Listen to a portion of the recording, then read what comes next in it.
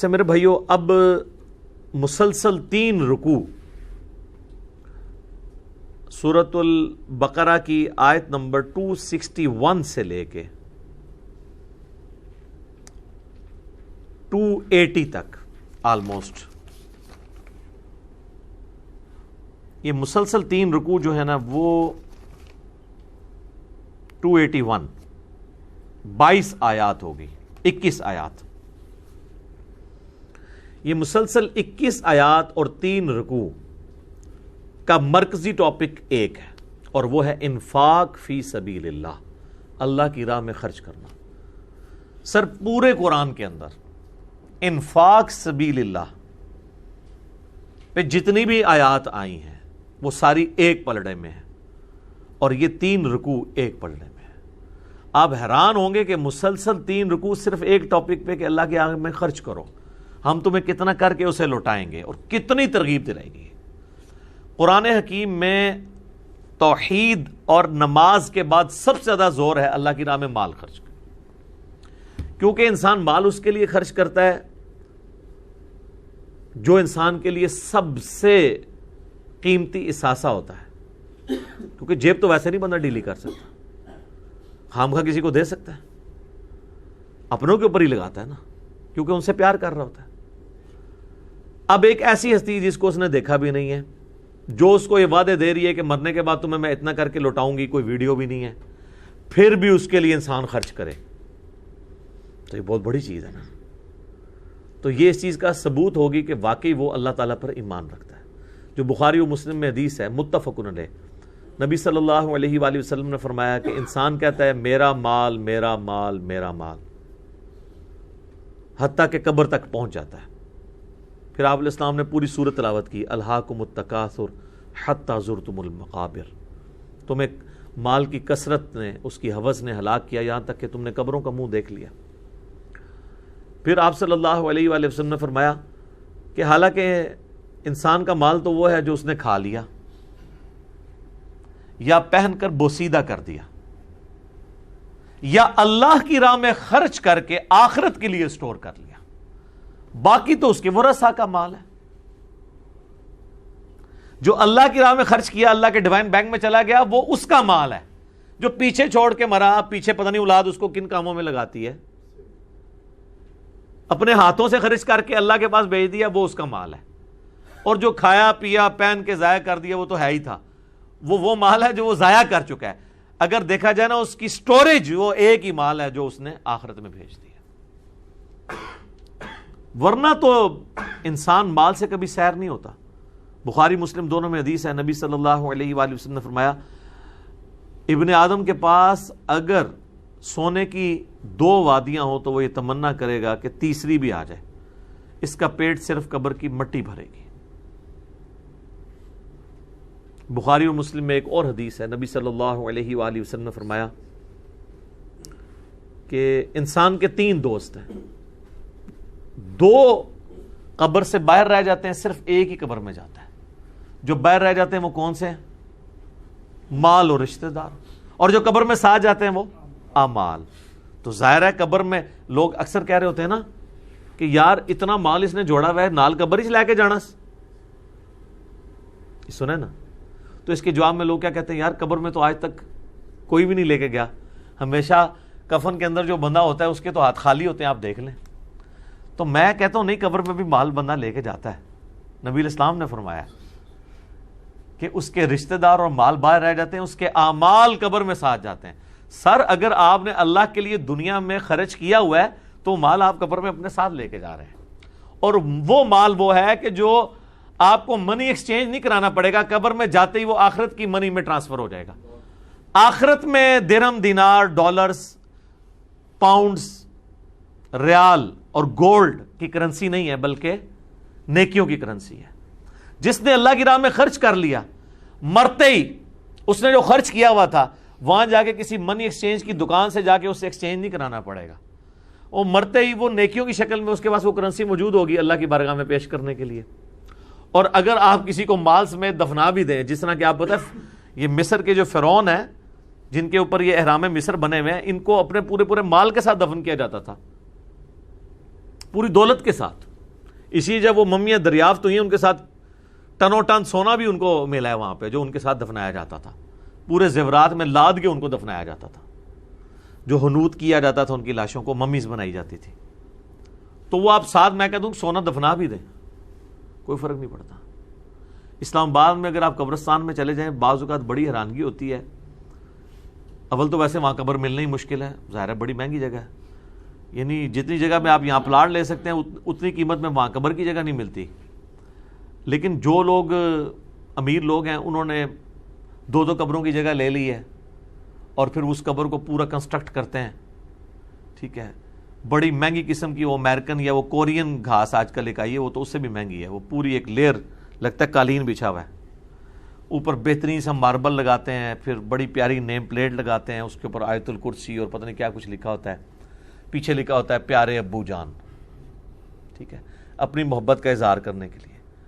اس سے زیادہ جو امیر ہیں انہوں نے ساتھ 2-3 جو ہے نا ماربل کی وہ بنا دی ہوتی ہیں بیٹھنے کی جگہ بھی، اوپر چھوٹی سی چھت بھی بنا دی ہے، سائڈ پہ ایک پنسورا بھی رکھ دی ہے کہ کوئی آ کے بیٹھ کے پڑھے. سر کیا بیٹھ کے پڑھے، اندر بھی گھس کے پڑھ لے کوئی فرق نہیں پڑتا.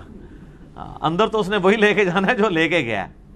سر زمین و آسمان کی ساری مخلوقات مل کے کسی کے مرنے کے اوپر جو ہے وہ جناب قرآن پڑھنا شروع کر دیں، یا اس شخص کے اوپر جس نے اپنی زندگی میں اللہ کو اتنا بھی سیریس نہیں لیا کہ وہ خود قرآن کھول کے پڑھے، تو سر وہ تو اللہ سے دھونس کے ساتھ تو نہیں کسی کو بخشوا سکتے، ناٹ ایٹ آل، کبھی نہیں بخشوا سکتے. اسی لیے میں کہتا ہوں کہ دنیا میں جنت کمانے کا سب سے آسان ذریعہ مال خرچ کرنا ہے، جس کے لیے آپ نے صرف ایک فیصلہ کرنا ہے. نماز کے لیے تو میرے بھائی آپ کو وضو کرنا پڑے گا، جنبی ہیں تو غسل کرنا پڑے گا، کپڑے پاک ہونے چاہیے، مسجد میں جانے کا اہتمام ہے، جماعت سے پڑھنی ہے، اور پھر اس سے مشکل کام یہ ہے کہ نماز میں فل کنسنٹریشن اللہ کی طرف ہو، خشوع خضوع سے ہو. اس طرح کی تو ایک نماز پڑھنا بھی 60 سال کی زندگی کے اندر ایک مشکل کام ہے. لیکن مال خرچ کرنے والے کو اس میں سے کچھ بھی نہیں کرنا پڑتا.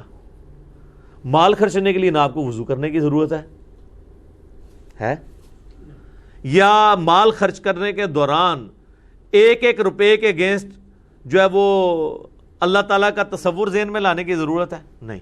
شروع میں آپ نے نیت کر لی اللہ کے لیے، دیٹس آل. صرف یہ ہے کہ خرچ کریں تو کسی کو بتائیں نہ، یا اعلانیہ بھی خرچ کیا ہے تو آپ ریاکاری نہ کریں، عزت نفس کی حفاظت کریں. چھپا کے کریں تو بات ہی ختم. وہ تو بخاری مسلم حدیث ہے 7 لوگوں کو اللہ کے عرش کا سایہ نصیب ہوگا، ان میں سے ایک وہ ہے کہ دائیں ہاتھ سے صدقہ کرے تو بائیں کو خبر نہ ہو.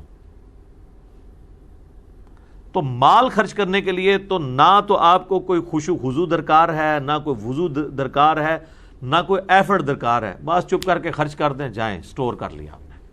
سب سے آسان جنت کا مال ہے. سیدنا عثمان غنی رضی اللہ تعالیٰ عنہ نے جنت جو ہے نہ بہادری کے اوپر کمائی ہے، نہ زیادہ قرآن پڑھنے کے اوپر کمائی ہے. 3 دفعہ جو جنت کی بشارت ہے مال خرچ کرنے کے اوپر ہے. ایک دفعہ جو ہے وہ کنواں اللہ کی راہ میں خیرات کیا، دوسری دفعہ مسجد نبی کے لیے زمین لے کے خیرات کی، تیسری دفعہ غزوہ تبوک کے موقع پر جو ہے وہ مجاہدین کے لیے سامان اونٹوں سے بھرا ہوا دیا. یہ جامعہ ترمذی میں حدیث موجود ہے. 3 موقع پہ نبی الاسلام نے ان کو جنت کی بشارت دی، اور تیسرے موقع پہ تو آپ اتنے خوش ہوئے، آپ فرمایا عثمان آج کے بعد جنتی ہے چاہے جو مرضی کرے رضی اللہ تعالیٰ عنہ علیہ السلام. تو یہ مال کے پیچھے ہوا ہے نا. سب سے آسان جنت مال کے ذریعے، صرف تھوڑی نیت کرنی ہے. اور میں کہتا ہوں آج کل اگر آپ تھوڑا سا میتھمیٹیکل انالیسس کر لیں تو بہت آسان ہے. میں حیران ہوتا ہوں جن کے اربوں کے ساسے ہیں ان کو کیا چیز مانے اللہ کی راہ میں خرچ کرنے سے. 1 ارب روپیہ اگر آپ کے پاس ہے، آپ روزانہ کا بھی 1 لاکھ روپیہ خرچ کرتے رہیں، روز کا بھی، مہینے کا نہیں.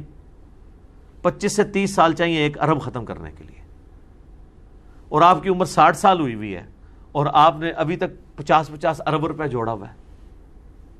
روز کا 1 لاکھ روپیہ کون خرچ کرے گا؟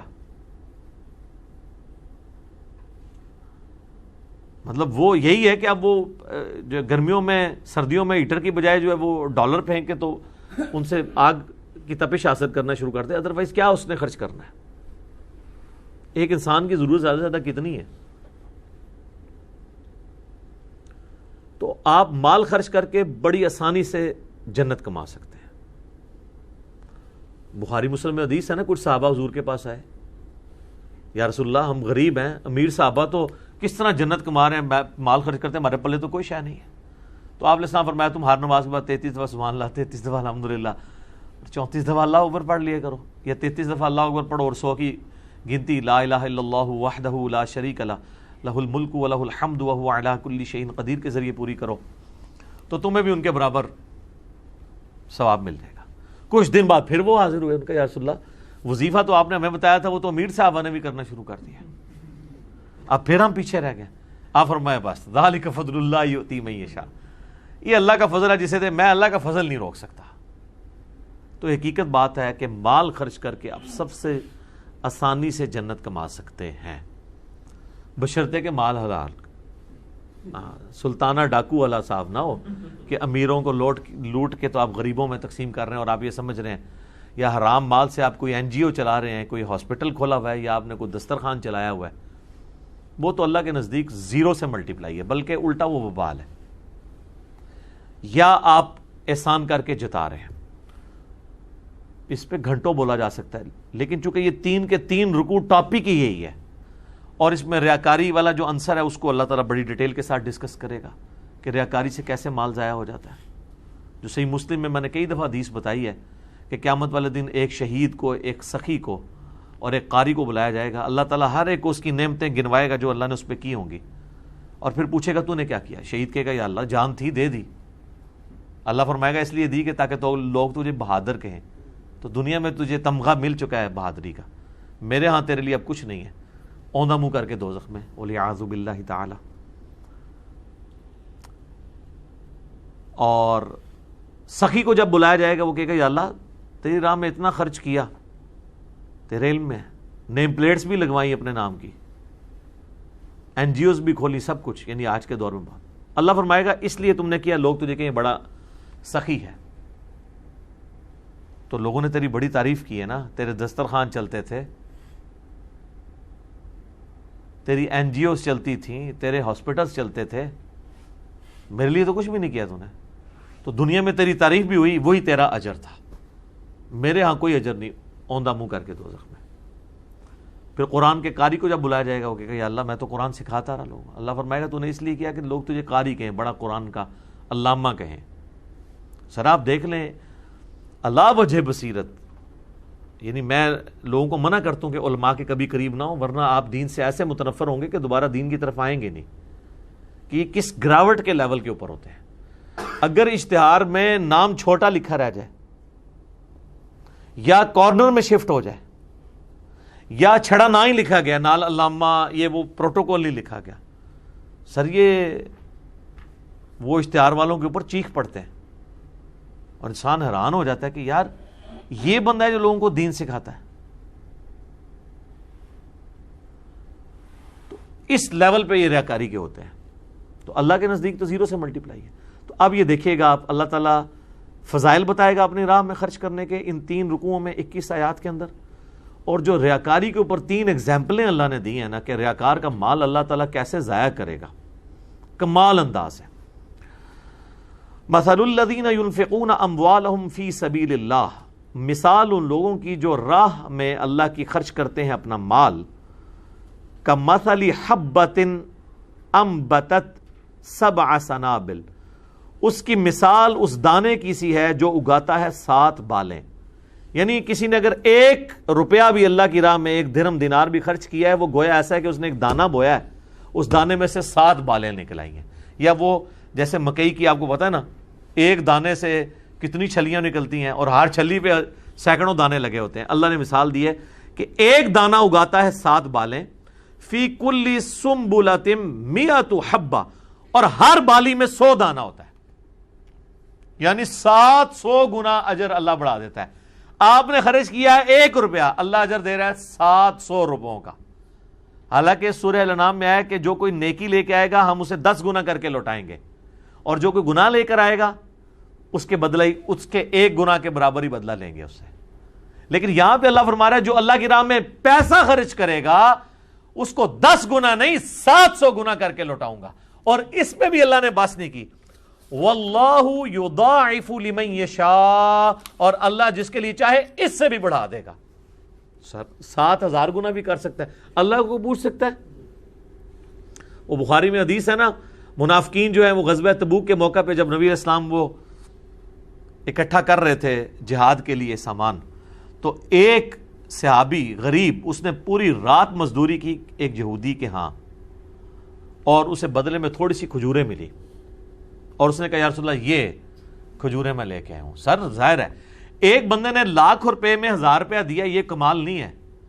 ایک بندے نے 10 روپے میں سے 5 روپے دے دیے، یہ کمال ہے، کیونکہ اس نے تو 50% دیا. اسی لیے نیکیاں تولی جائیں گی قیامت والے دن، گنی نہیں جائیں گی. لاکھ والے سے کہا جائے گا تو نے 50,000 کیوں نہیں کیا؟ 10 والے نے تو 50,000 کر دیا تھا. آپ کی نظر میں اس نے 5 روپے کیے ہیں، لیکن اللہ کی نظر میں اس نے 50,000 کیے ہیں. تو نبی علیہ السلام، بخاری کے الفاظ ہیں، آپ علیہ السلام نے وہ کھجوریں لے کے پورے سامان کے اوپر بکھیر دی، اور آپ نے فرمایا اس کی کھجوریں اس سارے مال کے اوپر اللہ کے نزدیک وزن ہی ہے. اللہ ہی اللہ جی. یار اندازہ کریں اس سامان میں حضرت عثمان کے 700 اونٹ بھی ہیں، اور اللہ کے نزدیک ایک مٹھی میں آنے والی کھجوریں ان 700 اونٹوں سے بڑھ کے، کیونکہ اس بیچارے کے پاس تو ہے ہی وہی کچھ تھا، اس نے تو سب کچھ لٹا دیا. تو اللہ تعالیٰ نے جو آپ کو گیون سرکمسٹانسز دیے نا، اس میں آپ اللہ کے لیے کیا پرفارم کر رہے ہیں. واللہ واسع علیم، اللہ تعالیٰ تو وسعت والا ہے اور علم والا ہے.